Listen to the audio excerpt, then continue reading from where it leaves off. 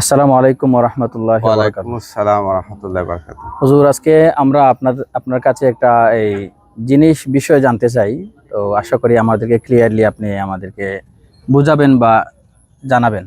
আমরা জানতে চাই যে জিন এই জিন মানুষকে কেন ধরে, কোথায় ধরে, বা এই কি কাজ করলে জিনের সমস্যা মানুষের মধ্যে, জিনের আসর মানুষের মধ্যে আসে, এই বিষয়ে একটু যদি আমাদেরকে জানান বা আমাদের দর্শকদেরকে জানান, তাহলে হয়তোবা অনেকেই অনেক উপকৃত হবেন ইনশাআল্লাহ। আলহামদুলিল্লাহ, অত্যন্ত চমৎকার প্রশ্ন করেছেন ভাই। একটি প্রশ্নের মধ্যে অনেকগুলা বিষয় উঠে এসেছে। জিন মানুষকে কেন ধরে, কিভাবে ধরে, কোথায় ধরে, অর্থাৎ জিন এবং মানুষকে ধরাধরির বিষয়টা উনি প্রশ্ন করেছেন। আসলে জিন কি আদৌ মানুষকে ধরে কিনা এই ব্যাপারে অনেকের সংশয় রয়েছে। তার আগেও বলি, জিন সম্পর্কে অনেকের অনেক নেতিবাচক ধারণা রয়েছে। অনেকেই জিন বিষয়টাকে বিশ্বাসই করতে চায় না। পবিত্র কোরআনের 114টি সূরার মধ্যে একটা সূরাই রয়েছে, আপনি অবশ্যই জানেন, সূরা সূরাতুল জিন। জিন। এছাড়াও কোরআনের অসংখ্য আয়াতে ছড়িয়ে ছিটিয়ে আল্লাহ সুবহানাহু ওয়া তাআলা জিন জাতি সম্পর্কে আলোচনা করেছেন। তো এই জিন সম্পর্কে স্পষ্ট বিধান থাকার পরেও কতিপয় মানুষ এটা নিয়ে নেতিবাচক প্রশ্ন তোলে। জি জি। জিন অবশ্যই মানুষের সাথে লাগে। হ্যাঁ, এটা কোরআনের বিভিন্ন আয়াতের মধ্যে আছে জিন কি মানুষের সাথে লাগে কিনা। যেমন সূরা বাকারা আল্লাহ সুবহানাহু ওয়া তাআলা বলেন, আল্লাযী ইয়াতাখাব্বাতুহু শাইতানু মিনাল মাস। হ্যাঁ, যে শয়তান জিন যারা আছে তারা মানুষের সাথে এমনভাবে লাগে, লা ইয়াকুমুনা ইল্লা কামা ইয়াকুমুল্লাযী ইয়াতাখাব্বাতুহু শাইতানু মিনাল মাস। এই আয়াতের মধ্যে আল্লাহ সুবহানাহু ওয়া তাআলা যদিও সুদ সম্পর্কে আলোচনা করেছেন। যারা দুনিয়াতে সুদ খায় তারা হাশরের মাঠে আল্লাহ সুবহানাহু ওয়া তাআলার কাছে জিনে ধরা পাগলের ন্যায় তারা উঠবে, দাঁড়াবে। অর্থাৎ জিনে ধরলে মানুষ যেভাবে এলোমেলো হয়, অ্যাবনর্মাল হয়, এই আয়াতের মধ্যে আল্লাহ আংশিক অংশে মেসেজ দিয়েছেন জাতির উদ্দেশ্যে যে জিনে ধরলে মানুষ এলোমেলো হয়, পাগলের ন্যায় হয়ে যায়, কথাবার্তা অস্বাভাবিক হয়ে যায়, এই বাইকে শালা ডাকবে, শালাকে বাবা ডাকবে, এরকম হয়ে যায়। অর্থাৎ টোটালি অ্যাবনর্মাল হয়ে যায় জিনে মানুষকে ধরলে। এছাড়া সূরা তুর রহমানের মধ্যে আছে, লাম ইয়াতমিসহুন্না ইনসু ক্বাবলাহুম ওয়ালা জান, আছে না? জি। যে ইমাম কুরতুবী রহমতুল্লাহ আলাইহি তাফসিরে কুরতুবীর মধ্যে উল্লেখ করেছেন যে জিন মানুষের সাথে সহবাস করতে পারে। আমরা অনেক রোগী পেয়েছি, মহিলা রোগী, যাদের সাথে জিন প্রতিনিয়ত ফিজিক্যাল রিলেশন করে। অর্থাৎ এরা হচ্ছে আশিক জিন, সহবাস করে সহজ কথায়। তো জিন মানুষের সাথে ডেফিনেটলি লাগতে পারে। এখন জিন কিভাবে মানুষের সাথে লাগে? জিন মূলত এই কিছু দুষ্ট জিন রয়েছে যাদেরকে মানুষ কোনো কারণবশত ডিস্টার্ব করে। আপনারা জানেন জিন আমাদের চারপাশে এলোমেলো অবস্থায় আমাদের পরিবেশের সাথে মিশে থাকে। তার আগে বলি, এই পৃথিবীতে আল্লাহর সৃষ্টি জিন হচ্ছে 3 ধরনের। এক ধরনের জিন আসমান এবং জমিনের মধ্যবর্তী স্থানে তারা উড়ন্ত অবস্থায় থাকে। আরেক দল জিন জমিনে বিচরণশীল, একদম উভু মানুষের মতো। আর আরেক দল জিন হচ্ছে এই পানির নিচে অথবা মাটির নিচে থাকে। তো জমিনে বিচরণশীল যে জিনগুলো, এরাই মূলত বেশিরভাগ সময় মানুষকে ডিস্টার্ব করে। তো জমিনে বিচরণশীল জিন আমাদের চারপাশে রয়েছে উভু মানুষের মতো। ওদের বউ বাচ্চা, আত্মীয় স্বজন, হিন্দু মুসলিম বৌদ্ধ খ্রিস্টান, আস্তিক নাস্তিক, পাড়া প্রতিবেশী, ফ্রেন্ড বন্ধু সব আছে। শুধু পার্থক্য হচ্ছে ওদেরকে আমরা দেখি না, কিন্তু ওরা আমাদেরকে দেখে। আমরা অনেক সময় চলার পথে জিনকে ডিস্টার্ব করি। যেমন রাস্তার নবী সাল্লাল্লাহু আলাইহি ওয়াসাল্লামের শিক্ষা হচ্ছে রাস্তার ডান দিকে হাঁটা, এদিক সেদিক থুতু না ফেলা। তো অনেক সময় দেখা গেছে অনেক ছেলে মেয়ে বা মানুষ রাস্তা দিয়ে বাম দিকে হাঁটে এবং উল্টো দিকে হাঁটে, থুতু দেয়, বিভিন্ন এলোপাতারিভাবে থুতু দেয়। এটাও নবী সাল্লাল্লাহু আলাইহি ওয়াসাল্লামের শিক্ষা রয়েছে, যখন থুতু দেওয়ার প্রয়োজন হবে ডানে বামে এভাবে এলোপাতারি না দিয়ে সামনে দিবে থুতু। হ্যাঁ, আমরা অনেক সময় আছে গর্তের মধ্যে অনেকে প্রস্রাব করে ফেলে।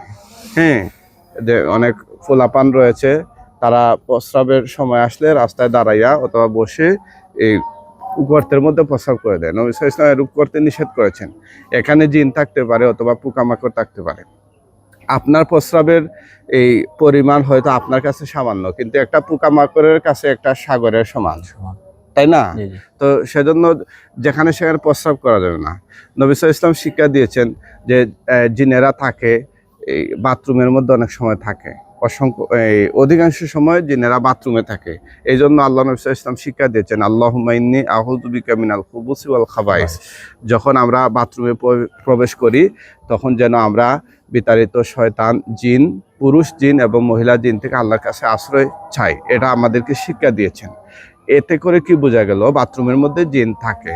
এবং ধরেন কিছু মহিলা আছে বাথরুমে যখন প্রবেশ করে তার যদি সতরটাকে সে পুরাপুরি ওপেন করে দেয়, খুলে তারপরে সে বাথরুম শৌচাগার সম্পাদন করে, তখন জিন ওই মহিলার গোপন স্থান দেখে সে মজা নেয়, সে তৃপ্তি নেয়, নজর দেয়। এভাবে আস্তে আস্তে ওই মহিলার প্রতি সে আশিক হয়ে যায়। অনুরূপভাবে একজন পুরুষও যদি এভাবে তার সব কিছু ওপেন করে সে শৌচাগার করার কাজ সম্পাদন করে, তেমনিভাবে বিপরীত লিঙ্গের জিন, মহিলা জিন তার প্রতি আকৃষ্ট হয়ে যায়, তাকে ক্ষতি করতে থাকে। এভাবে এই বাথরুমের মধ্যে বেশিরভাগ সময় আমাদের দেশের মানুষেরা যে ভুলটা করে ইদানিং, বিশেষ করে শহর অঞ্চলের মানুষেরা বাথরুমের মধ্যে ঢুকে ওরা জন্মদিনের পোশাকে গোসল করে। বলবেন হুজুর জন্মদিনের পোশাক কিভাবে? একটা বাচ্চা জন্মগ্রহণ করলে অবশ্যই পোশাক পরে জন্মগ্রহণ করে না, উলঙ্গ অবস্থা। তো আমাদের দেশে একটা টেন্ডেন্সি হয়েছে বাথরুমে ঢুকলে আগে কাপড়গুলো কইলা পরে অ্যাঙ্গারে ঝুলাইয়া এরপরে গোসল করে, অর্থাৎ উলঙ্গ হইয়া সম্পূর্ণ কাপড় মুক্ত অবস্থায় গোসল করে। এরূপ অবস্থায় শয়তান জিন তার দেহের বিভিন্ন সৌন্দর্যের ভাঁজগুলো দেখতে থাকে এবং সে তার প্রতি আস্তে আস্তে আকৃষ্ট হতে থাকে। এভাবে আল্লাহ নবী সাল্লাল্লাহু আলাইহি ওয়াসাল্লাম নিষেধ করেছেন। তো যারাই এমনভাবে করেন মূলত উনাদের সাথে জিন লেগে থাকে। হ্যাঁ, হয়তো আপনি ডিস্টার্ব করার কারণে লাগে, অথবা আপনার কিছু কার্যাবলীর কারণে আপনার প্রতি আকৃষ্ট হয়ে শয়তান জিন লেগে থাকে। প্রিয় বন্ধুরা, এরপরে আরেকটা গুরুত্বপূর্ণ বিষয় হচ্ছে, অনেক সময় দেখা যায় কিছু দুষ্ট লোক আছে, পাপিষ্ট লোক আছে, যারা শয়তান জিনকে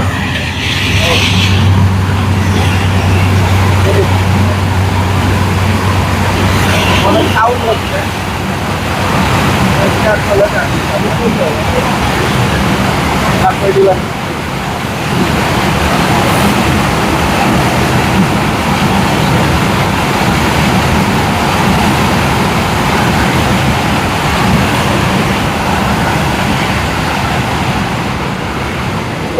অনেক ক্ষেত্রে দেখা যায়, প্রিয় বন্ধুরা, অনেক সময় দেখা যায় কিছু লোক জিনগুলোকে সাধনা করে, জিনের পুজো করে, জিনের উপাসনা করে মানুষের উপর জিন চালান করে। সেটা কিভাবে? কুফরি মন্ত্র পড়ার মাধ্যমে এবং জিনের বিভিন্ন আহার, জিনের বিভিন্ন খাবার, কলা পাতার মধ্যে বা পাতিলের মধ্যে বিভিন্নভাবে ভোগ দিয়ে মানুষের ছবি এঁকে, অর্থাৎ কুফরি জাদুর মাধ্যমে কারো শরীরের মধ্যে চালান দিয়ে থাকে। আমাদের দেশে অধিকাংশ মানুষ বর্তমানে আলহামদুলিল্লাহ সচেতন, কিন্তু অনেকেই ব্ল্যাক ম্যাজিক এবং জিন দ্বারা আক্রান্ত হচ্ছে। এই লাস্ট একটি কারণ, যেটা হচ্ছে জিনকে চালান করার মাধ্যমে। তাহলে আজকে আলোচনা থেকে আমরা জানতে পারলাম জিন মূলত যে কয়টি ধাপে মানুষকে ক্ষতি করতে পারে। হয়তো প্রাথমিকভাবে কোনো মানুষ জিনকে মানে ডিস্টার্ব করার ফলে, অথবা এমনভাবে চলাফেরা করছে যেটা সুন্নতের খেলাফ, তার শরীরের অবয়ব দেখে, সৌন্দর্য দেখে জিন আকৃষ্ট হয়ে তার প্রতি লাগে। এটা হচ্ছে 2 নাম্বার কারণ।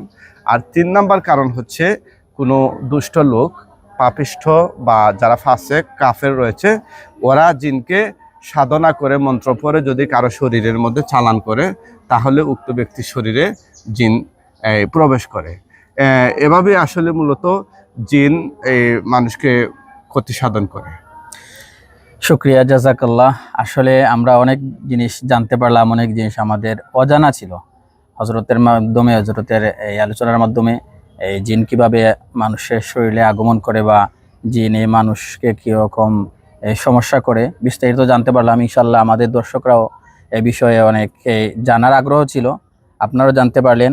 সুস্থ থাকবেন, ভালো থাকবেন, আমাদের জন্য দোয়া করবেন। আসসালামু আলাইকুম।